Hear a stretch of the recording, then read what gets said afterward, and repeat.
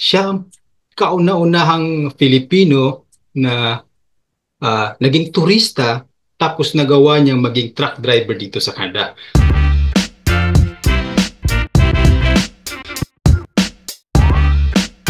Welcome back puli kabayan, this is Dads from Dads Info TV. So in this vlog po kabayan ay napakahalaga, napaka-importante gawa ng may bisita tayo sa ating channel kabayan. So ang taong ito ay nagbigay sa akin ng inspirasyon para mag-aral na maging truck driver ito sa Canada kabayan kasi sa tingin ko siya ang kauna-unahang Filipino na naging turista tapos nagawa niyang maging truck driver dito sa Canada. Kaya naman, alamin natin ang kanyang istorya kabayan.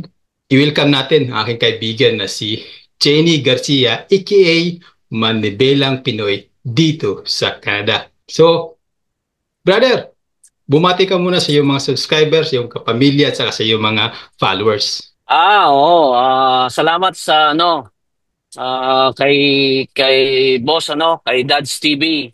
Salamat sa pag-invite sa akin sa Zoom meeting na to para at least masagot ko yung mga ibang katanungan shout out sa mga subscriber and viewers ng Dads TV at ganun din yung mga subscriber ng Manibelang Pinoy. I hope na maging okay itong session na to para masundan pa natin sa mga susunod na araw. Yun. So, sir, diretso na tayo. Napanood ko yung video interview sa you with Pinoy Tracker, ano? So, doon ako medyo na-amaze sa ginawa mo. Sabi ko, posible pala yun from turista dito sa Canada, naging truck driver. So, i-share mo naman sa akin, brother, ano ba yung diskarte na ginawa mo? Well, sa totoo lang, hindi ako masyado titingin sa inyo Okay. dahil nagmamaneho Ah, tayo. sige lang, sige lang. Pero kayang-kaya naman yan kasi naka-spray tayo.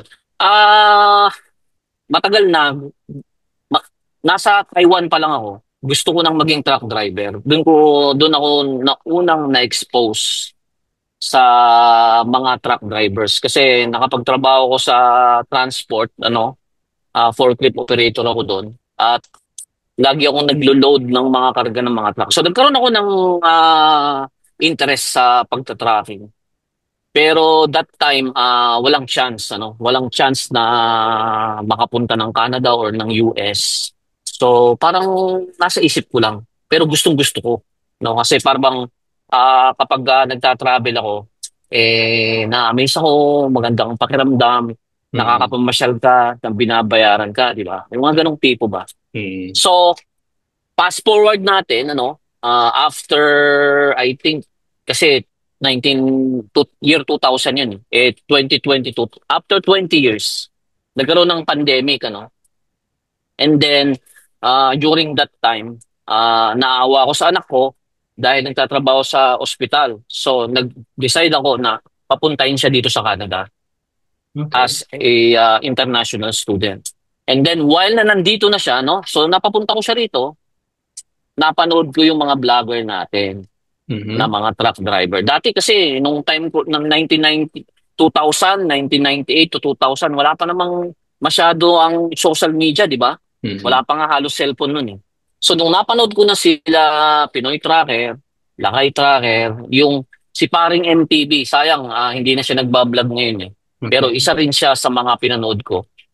Kumbaga, na-renew yung desire ko na makapunta rito na Mhm. as a truck driver, And the only way para makapunta ako rito is mag-apply ako as a tourist. Okay. So, anong taon to? Yun ang unang plano.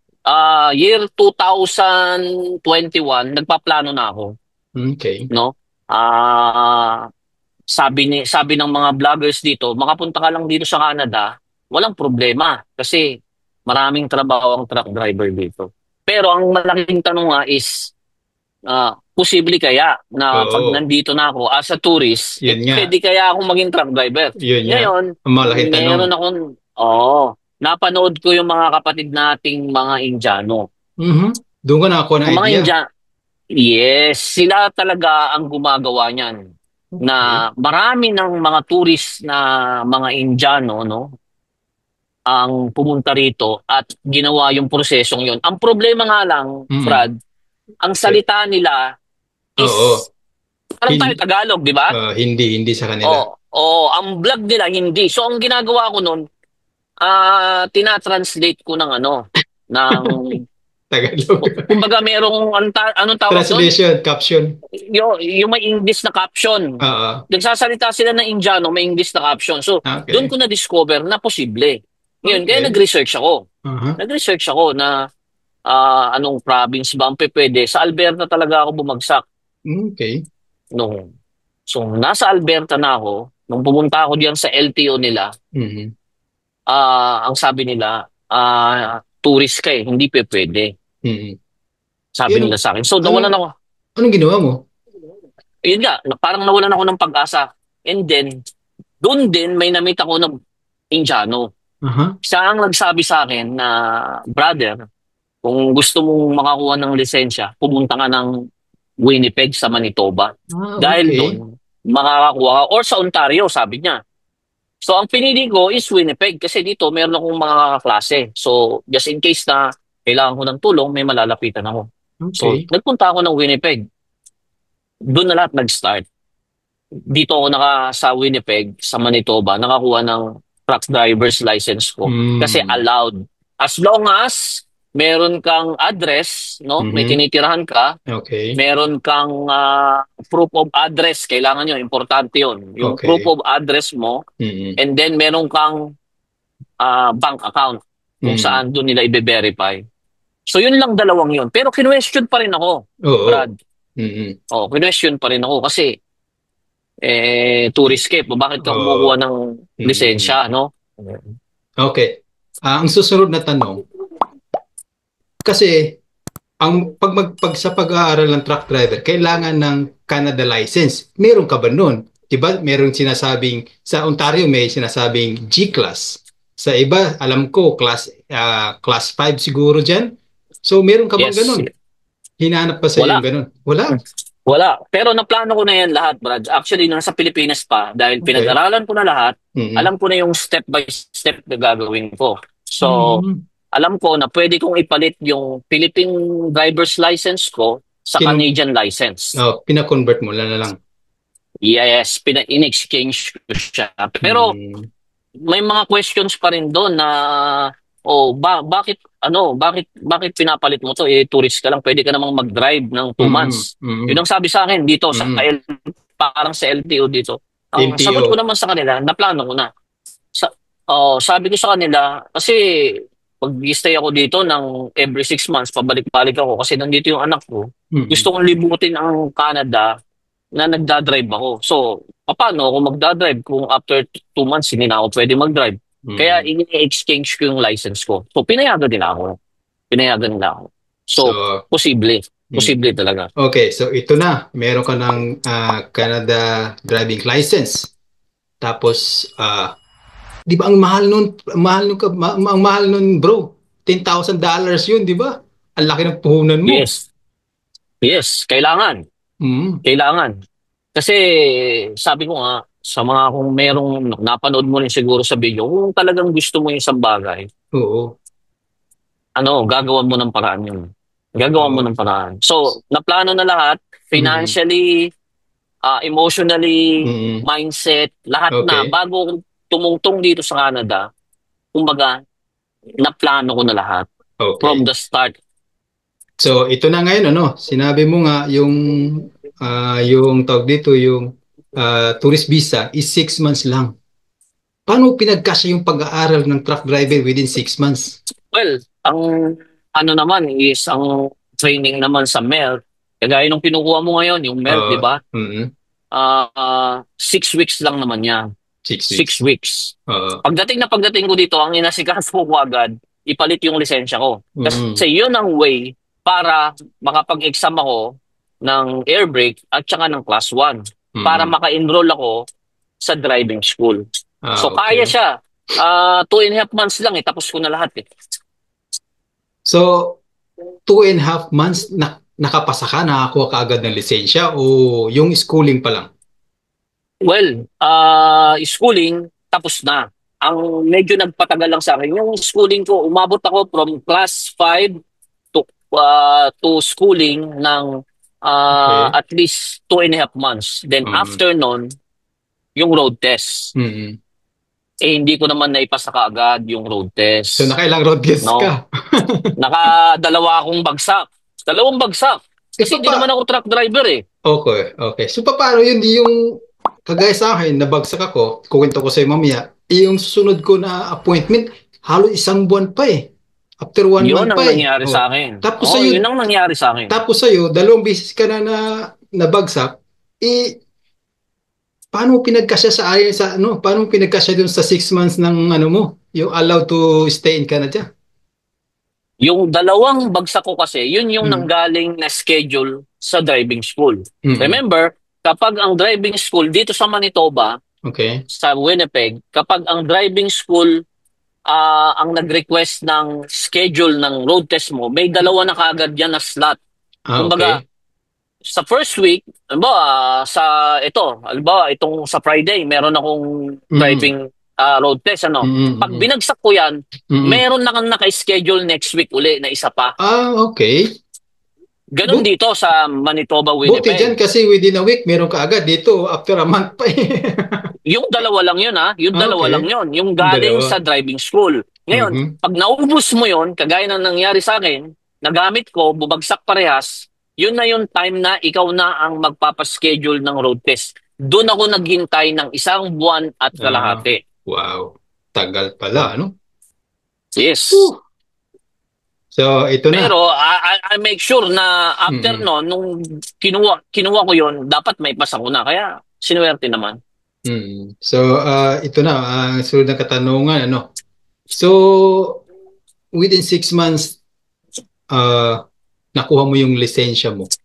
Ito na ngayon yung susunod. Paghahanap ng LMIA, paghahanap ng trabaho, paghahanap ng employer na magsusupport, magbibigay sa atin ng LMIA. Ano naman diskarte Mm. mong ginawa nito ka ba ni brother? Actually, may kasamang swerte at magandang timing yung panahon Mhm. ko. Teka, wait, Remember, sagit lang, maputol kita. Anong buwan ka nag-aaral ng ano? Anong season ka nag-aaral ng truck driving? August yun eh. August. Magandang panahon, magandang panahon. Oo, August. Pero, nag-road test ako ng pangatlo, winter na. Which Okay. is November, ano na, I think November 19 eh. November Oo. 19 ako nakapasa. Sa Papas. Manitoba, matindi ng Snow, winter no? nung time na yan. Oh, snow Ganun. na yan, snow na yan.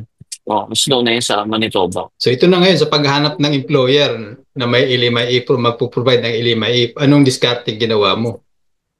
Kagaya nga ng sabi ko kanina, maganda yung timing ko kasi nga, post-pandemic.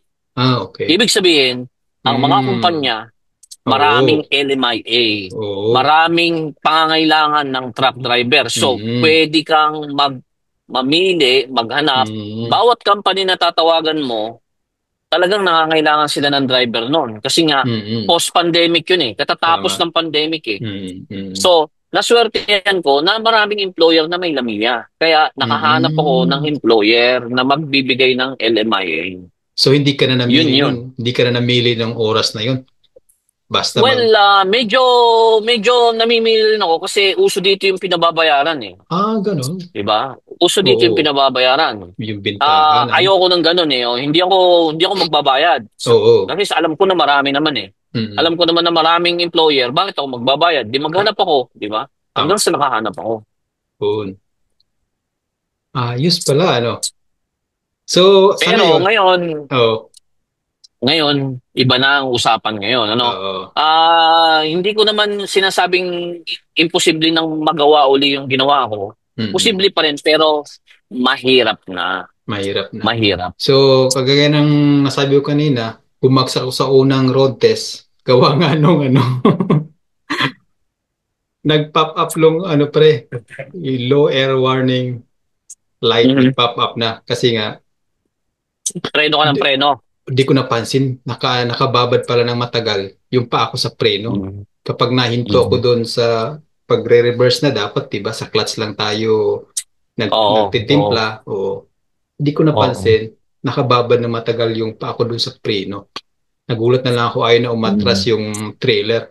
Nag-i-skid na lang yung Ah, gulong ng truck. Mm. Sana Sabi, ano ka kagad doon. Nag-build ka kagad ng air pressure mo. Pwede mo mm, naman apakan yung ano eh. Pag gas, mangyari uli yun, gasolinador. no, mag-build ka kagad ng ano, kahit paabutin mo ng 1.8 yung RPM mo, basta magkaroon Mm, ka lang uli ng hangin. okay. Well, First, mahirap yan sabihin, di ba? Pagka mm, nandun ka, mahirap talaga. oh, O, medyo, malilito ka talaga. kasi yung backing may, ano yun may limit na oras, 10 minutes lang eh. Oo. Oh, Tama, tama. first time din nangyari sa akin yun. Pero, may nakita na ako doon sa amin, doon kasi sa receiving ako no, sa Canadian Tires ako nagtatrabaho. May isang nag-deliver na ganun ang nangyari, nag-stack up din yung truck niya kasi Mm. yung brake nag-stack up ng brake ng ano ng trailer. So parang nakarelate ako doon, sabi ko, nakarelate ata ako doon sa ano, doon sa Indiano Mm. na stuck doon sa bay namin. Ay Mm. nako. So ayun, Ganun. lesson learned din, no? Kasi first time nangyari sa akin. Mm. Oo. Wala akong idea gawa ng first time kong magmaneho ng manual truck pa. Gan- Motor nga na ano, manual, di ako marunong eh.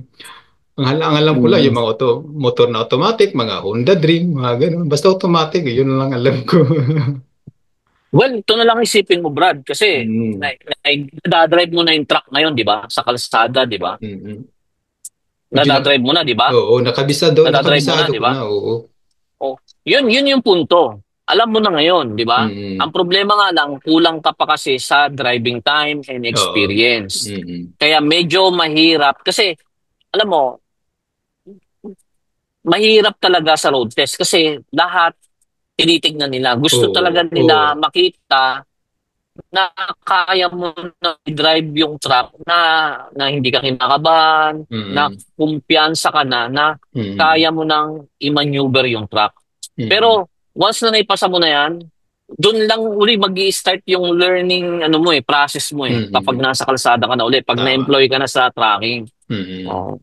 Kaya kaya mo yan. Promise. Pag naipasa mo yan, mabubunutan ka ng napakalaking tinik. Oo. Pero kaya mo yan. Sige talaga rin talaga eh. Kayo naman nagpapalakas ng loob sa akin eh. Yung mga ano natin, yung mga idol natin sa kalsada eh. So, yun na nga. Eh, Yun. Kailangan ko na magbayad uli ng road test kasi yung program na kinuha ko, ano lang, one-time road test lang yung free, hindi siya unlimited kagaya dun sa isang program na 10,000 yung binabayaran. Unlimited road test kasi yun eh. So, kinuha ko ah, yung isang program na parang ino-offer nila, parang may probo ata yun that time. oo. So, 7,000 lang yung binayaran ko. Mahal pa rin dyan. Mahal pa rin. Kasi dito sa Manitoba, I think merong 4,000, may 5,000 dito. No? Hmm, Depende sa school. mas Depende mura. sa school. Mas mura pala dyan, Oo, ano? mas mura. Last word na lang ano, brother, ano mo, ano yung maging tawag dito, ano yung maaari mong ibigay na advice o information sa mga kababayan natin na nasa Pilipinas ngayon o sa ibang bansa man na gustong pumunta dito sa Canada, sundan yung tapak o step na ginawa mo papasok sa larangan ng driving industry. Ano mabibigay mong payo sa kanila? Well, ah, iba-iba yan eh. Yung mga, parang sa mga subscriber ko, no, merong mga Mm. truck driver talaga, Oo. meron yung mga nagbabalak na dito na maging truck driver, no? So, Mm. kasi ng truck driver ka o hindi, Mm. kung pinaplano mong pumunta ng Canada, mas merong chance yung mga truck driver talaga. Dahil Mm. sa ngayon, dahil medyo mahigpit dito, no, yung proseso na ginawa ko, masasabi ko, no, advice ko lang na wag nyo munang gayahin. Wag Mm. nyo munang gayahin sa ngayon. Hindi ko sinasabing forever na hindi na pwede. Sa ngayon, I think maliit ang tsansa na magagawa nyo rin yung ginawa ko. Kasi unang-una sa lahat, mahigpit ngayon dito. Mm. Na, Mahigpit. walang lamiya halos, di ba? Mm, Halos walang lamiya. And mm, then, hindi sila nangangailangan ngayon ng mga truck driver na baguhan. mm. Kahit ang company namin, dati kumukuha ng new driver, ngayon hindi na. Ang kinukuha na nila ngayon, may experience. Okay. Yung mga truck driver naman dyan sa Pilipinas o sa ibang panig ng mundo no, na gustong pumunta Mm, ng Canada, ang pinaka the best na option nila is mag-apply sa legit na agency sa like Pilipinas. Mercan Oo. o Aguinaldo Mm, or pwede silang kumontak dito sa mga anong tawag na doon sa mga consultancy dito, pero huwag mm, kayong magpapaloko kasi yung karamihan dito ng mga consultancy naniningil ng malaking halaga. tama. So ang pinaka the best, mag-apply kayo sa Mercan, sa Mm, Aguinaldo diyan sa Pilipinas kasi no placement fee yan. Processing fee lang ang babayaran nila. Huwag muna kayong susugal na pupunta rito as tourist. Okay lang kung may kamag-anak kayo dito, kung kaya kayong suportahan ng kamag-anak nyo. Pero huwag kayong aasa na 100% magagaya nyo yung nagawa ko. Kasi sabi ko nga kanina, may mm, kasamang swerte at timing yung sa akin. Nung mm, panahon ko, pandemic, post-pandemic, oo. maraming lamia, hindi mahigpit ang Canada. Pero ngayon, baliktad na lahat. Walang lamiya, mataas ang unemployment rate, di ba? Naghihigpit Mm, sila, nagbabawas sila ng tao rito. Kaya hindi good timing sa ngayon. Sa ngayon. But later on, who knows, di ba? So yun lang mm, ang masasabi ko sa mga kapatid natin na nagnanais o nangangarap na pumunta rito. Huwag niyong papatayin yung pangarap niyo. Hayaan niyo oo. lang diyan muna, mamahinga muna, no? Pahinga lang muna. And then antabay kayo kay Dads TV, sa akin, sa mga ibang vlogger dito. Sasabihin namin yan kapag sumigla na uli ang tracking dito sa Canada. Yun, grabe. Napakaganda ng sinabi mo, brother. Ano? Well, totoo yan. Ano? Kagaya ko nga isang temporary foreign worker, which is limited lang yung ano namin, yung permit namin, na close work permit pa. So kagaya ko na mag-expire na ang aking work permit this coming August. So kaya naman ginawa ko yung move na ito na mag-aral na mag-isang truck driver. Hindi ko naman siya pinagsisihan, ano? Kasi gustong-gusto ko rin siya magmaneho. Gustong-gusto ko rin magmaneho. Ah, yun nga lang kasi wala akong experience. So mahirap para sa akin. Pero hindi naman nagtatapos yung ating learning process. Araw-araw, meron tayong natutunan. Okay, so hanggang dito na lang Okay. po kabayan. So maraming maraming salamat sa iyo, brother. Mag-ingat ka sa biyahe. Ayos on Salamat the, sa pag-imbita. Oo. okay, sa susunod, eyes on the road, brother. Okay? At Oo, oo, tama laging yan. magdasal. Yun lang ating ano natin pampalakas ng ano natin, kalooban. Oo. Oh, and good luck sa susunod na road test mo. Paghandaan mo mabuti. Hihintayin ka namin, Brad, dito sa kalsada. Magkita-kita tayo dito. Di ba? Oo. Sige. So hanggang dito na lamang. This is Dads from Dads Info TV. At kung meron ka pang katanungan kabayan, ay pa-comment lamang sa comment section ng ating video. Andyan si Brother Jenny Garcia or aka Manibilang Pinoy dito sa Canada na handang tumulong, handang sumagot sa inyong mga katanungan. Okay? See you soon. Shukran.